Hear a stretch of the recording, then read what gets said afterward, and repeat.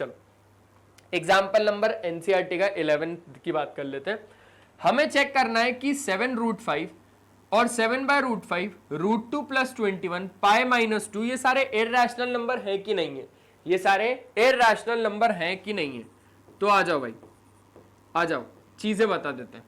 देखो यार सिंपल सी बात है, आपको किशोर सर यहां पर एक छोटा सा कंसेप्ट बता देते हैं। पहले एक छोटा सा कंसेप्ट बता देता हूं, उसके बाद फिर आगे की कहानी को समझते रहना। सारे के सारे रैशनल नंबर में हम लोग ऑपरेशन समझ लेते हैं पहले तो, है ना, फिर इरैशनल नंबर और रैशनल नंबर का साथ में समझेंगे। मेरे दोस्त रैशनल नंबर में जब आप एक रैशनल नंबर को ही प्लस करवाओगे ना, तो हमेशा ध्यान रखना कि एक रैशनल नंबर ही आपको मिलेगा। दूसरी बात, अगर एक रैशनल नंबर को रैशनल नंबर के साथ ही सब्सट्रैक्ट करवाओगे ना, तो अभी आपको एक रैशनल नंबर ही मिलेगा। तीसरी बात, जब एक रैशनल नंबर का रैशनल नंबर के साथ ही प्रोडक्ट होगा, जब एक रैशनल नंबर का रैशनल नंबर के साथ ही प्रोडक्ट होगा, तो वहां पर रैशनल नंबर ही मिलेगा। चौथी बात, जब एक रैशनल नंबर का रैशनल नंबर के साथ डिवीजन होगा, तो वहां पर एक रैशनल नंबर ही आप लोगों को मिलेगा। इतनी बात कंफर्म हो गई? बढ़िया लगा? बोले हाँ सर बढ़िया लगा। चलो अब जरा बात करते हैं इरैशनल नंबर की। अब जरा बात कर लेते हैं इरैशनल नंबर की। सबसे पहली बात है ना, इरैशनल और साथ साथ में रैशनल भी, इरैशनल की भी, इरैशनल की भी और रैशनल की भी। ठीक है, ठीक है। या फिर पहले एक काम कर लेते हैं, दोनों इरैशनल की बात कर लेते हैं। मान के चलो एक इरैशनल नंबर है और उसको हम एक इरैशनल नंबर के साथ ही प्लस करवा रहे हैं, तो वहां पर रैशनल नंबर भी आपको मिल सकता है और एक इरैशनल नंबर भी आपको मिल सकता है। क्या ये बात क्लियर है, कंफर्म है? ठीक है। दूसरी बात, मान के चलो एक इरैशनल नंबर है और उसका सब्सट्रैक्ट करवा रहे हैं दूसरे इरैशनल नंबर के साथ, तो वहां पर भी इरैशनल भी मिल सकता है और रैशनल भी मिल सकता है। तीसरी बात, एक इरैशनल नंबर का जब एक इरैशनल नंबर के साथ ही प्रोडक्ट होगा, तो वहां पर रैशनल भी मिल सकता है और इरैशनल भी मिल सकता है। चौथी बात, इरैशनल नंबर का जब एक इरैशनल नंबर के साथ ही डिवीजन होगा, तो वहां पर रैशनल भी मिल सकता है और इरैशनल भी मिल सकता है। तो ये चार अलग अलग बातें हो गई। अच्छा, एक आखिरी बात और, रैशनल और इरैशनल का भी रिश्ता बता देते सर। तो मैंने बोला ठीक है, उन दोनों का भी बता देते। रैशनल का और इरैशनल का।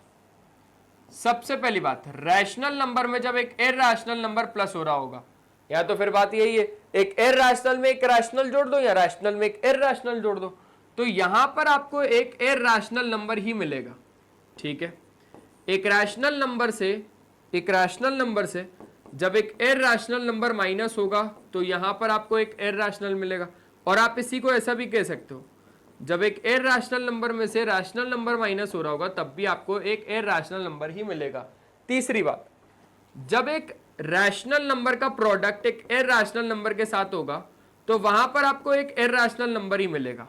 चौथी बात, जब एक रैशनल नंबर का डिवीजन एक इरैशनल नंबर के साथ होगा, तो वहां पर आपको एक इरैशनल नंबर ही मिलेगा। और तो और आप ऐसा भी बोल सकते हो कि एक इरैशनल नंबर को जब एक रैशनल नंबर डिवाइड करेगा, तो भी रिजल्ट एक इरैशनल नंबर ही आएगा। तो ये कुछ बातें हैं जो आप लोगों को ध्यान में रखनी है। इसके एग्जाम्पल्स भी बहुत ज्यादा अच्छे से आप खुद रिसर्च करके भी बना सकते हो। जैसे जैसे छोटे मोटा आपको बता देता हूं, ज्यादा टाइम नहीं है, ज्यादा टाइम हम इसमें वेस्ट नहीं करेंगे। हाँ देखो, आसान सी बात है। जैसे एक रैशनल नंबर हमने ले लिया 3/4, ठीक है, और दूसरा रैशनल नंबर ले लिया हमने 2/5। तो अब भाई 5 3 हो जाएगा 15, 4 2 हो जाएगा 8 और 5 4 हो जाएगा 20।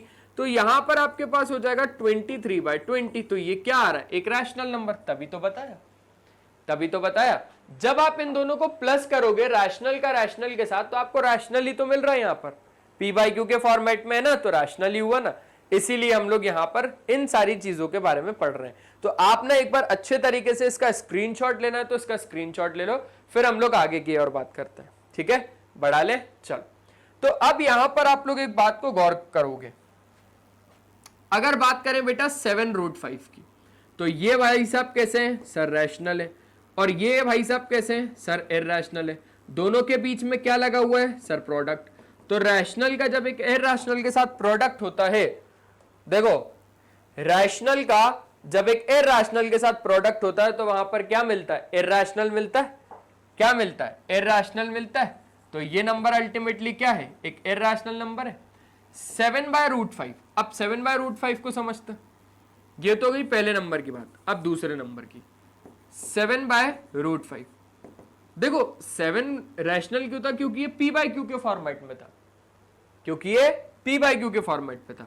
और √5 को इरैशनल क्यों बोला, अरे क्योंकि भाई ये not a perfect square number है ना, रूट में not a perfect square number है। जब हम लोगों ने अभी थोड़ी देर पहले कुछ चीजों के बारे में पढ़ा था, तब मैंने आपको यहां पर ये बताया था ना कि √5 रूट के अंदर 5 not a perfect square number है। तो अल्टीमेटली ये सारे इरैशनल नंबर है, ये सारे इरैशनल नंबर है। समझ गए?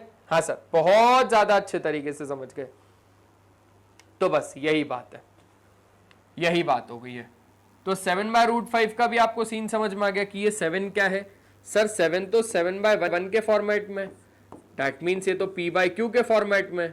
तो p/q के फॉर्मेट मतलब रैशनल है, और ये कैसा है, एक इरैशनल है।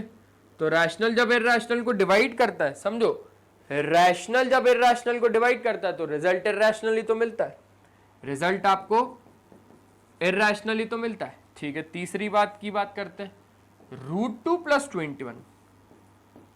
√2 + 21। अब √2 + 21 में क्या है, इरैशनल में रैशनल को प्लस करवाना है। देखो